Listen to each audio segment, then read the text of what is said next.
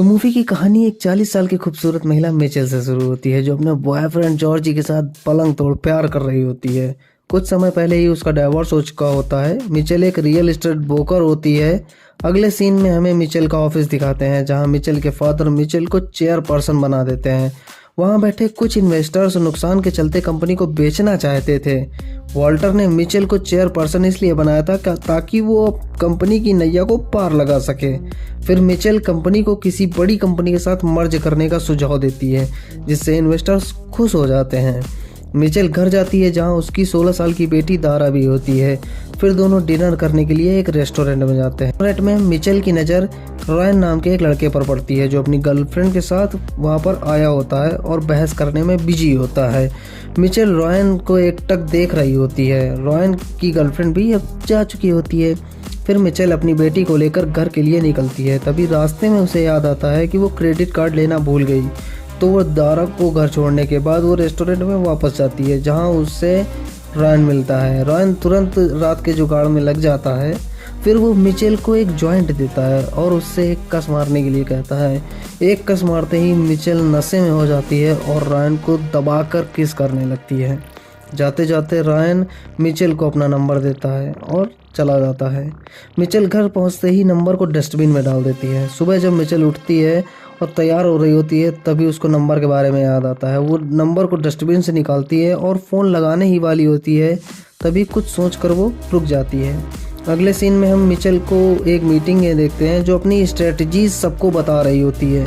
Mitchell के father कहते हैं कि मुझे तुम पर विश्वास है इसीलिए मैंने तुम्हें कंपनी का चेयरपर्सन बनाया है। तुम कंपनी की नैया को पार लगा ही। फिर उसी रात जॉर्जी वापस आता है। दोनों डिनर कर रहे होते हैं। फिर जॉर्जी मिचेल को ईयर रिंग्स गिफ्ट करता है और उसे शादी के लिए प्रपोज करता है।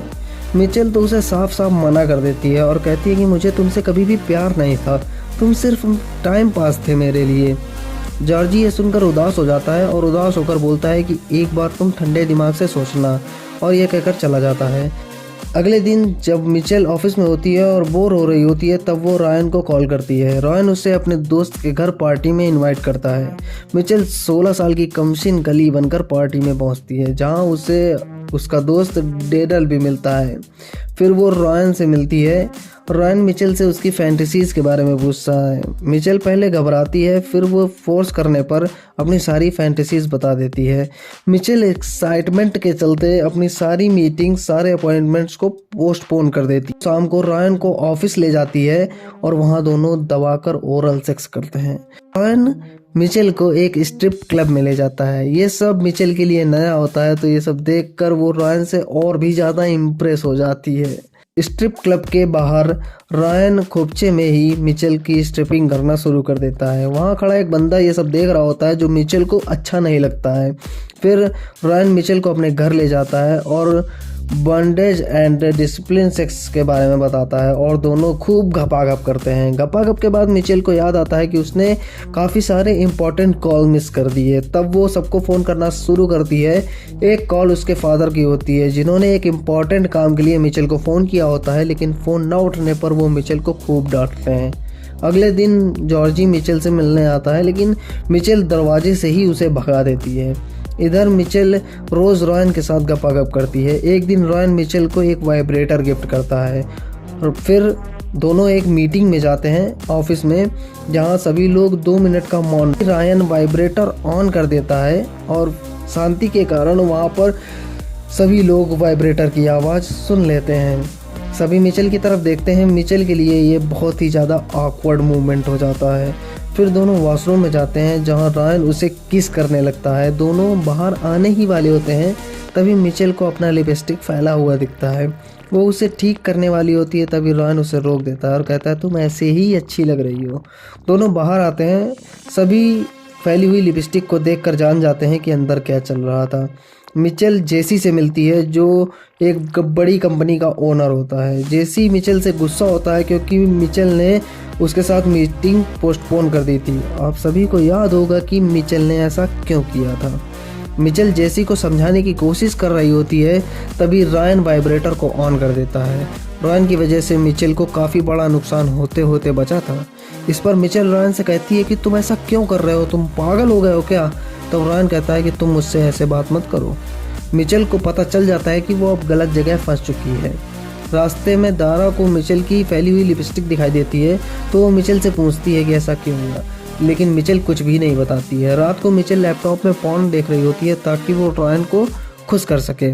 अगले दिन मिचेल के फादर उसके काम को लेकर उसे खूब डांटते हैं और कहते हैं कि आजकल ध्यान कहाँ है तुम्हारा, शायद मैंने तुम्हें चेयरपर्सन बना के गलती कर दी। मिचेल उनसे माफ़ी मांगती है और रात में रायन के साथ जमकर गपागप करती है। अगली रात वो स्ट्रिपर्स की तरह कपड़े पहनकर एक स्ट्रिप क्लब में जाती है और मास्क पहने एक लड़के पर चाबुक बरसाने लगती है। इसके बाद वो रायन के घर सरप्राइज देने उसे जाती है, लेकिन वहाँ पर रायन मिचेल की बेटी दारा के साथ जमकर गपागप कर रहा होता है। ये देखकर मिचेल रायन से बहुत ज़्यादा गुस्सा होती है और उस पर चिल्लाती है और उसे जाने को कहती है। रायन चला जाता है। अगले दिन मिचेल के पास रायन के मैसेज आ रहे होते हैं जहां वो अभी भी दारा के पीछे पड़ा हुआ होता है। मिचेल को रायन के क्रिमिनल बैकग्राउंड के बारे में भी मिचेल जितना जल्दी हो सके उतना जल्दी रायन से पीछा छुड़वाना चाहती है। वो रायन के घर जाती है और उसे मुक्का मारती है और बहुत बुरी तरीके से मारती है। फिर वो रायन को बांध देती है और उसे टॉर्चर करती है जब तक उसका मन नहीं भर जाता। फिर वो अपनी अंडर एज बेटी को गंदे मैसेज करने के जुर्म में रायन को जेल करा देती है। अगले दिन उसकी कंपनी जेसी की कंपनी के साथ टाई अप कर लेती है। मिचेल जेसी को भी लाइन देना शुरू कर देती है और उससे भी सेड्यूस करने की कोशिश करने लगती है और इसी के साथ मूवी ख़त्म हो जाती है।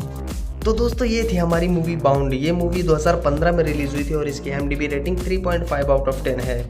मूवी आपको कैसी लगी कमेंट करके बताइए और जो अगर आपको वीडियो पसंद आता है तो वीडियो को लाइक ज़रूर कर देना और जिन लोगों ने अभी तक चैनल को सब्सक्राइब नहीं किया है तो भाई सब्सक्राइब जरूर कर लो, क्योंकि हम ऐसी ही वीडियोस आपके लिए लाते रहते हैं। और बेल आइकन जरूर प्रेस कर देना जिससे कि किसी भी वीडियो की नोटिफिकेशन आपसे मिस ना हो। मिलते हैं और किसी धमाकेदार मूवी के साथ, तब तक के लिए धन्यवाद। जय हिंद।